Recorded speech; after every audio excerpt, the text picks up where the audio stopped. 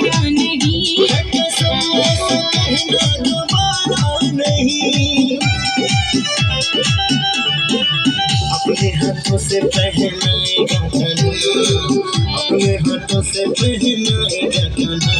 पायलिया राधा, पायलिया राधा, पटना से ला दूंगा पायलिया राधा, पायलिया राधा, पायलिया राधा, अरे पटना से ला दूंगा पायलिया राधा। लगती हैरान होके ओ राधा प्यारी, गुम हो गई है कान्हा पायल हमारी।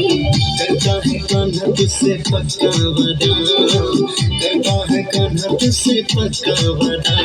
पायलिया राधा, पायलिया राधा, पटना से ला दूंगा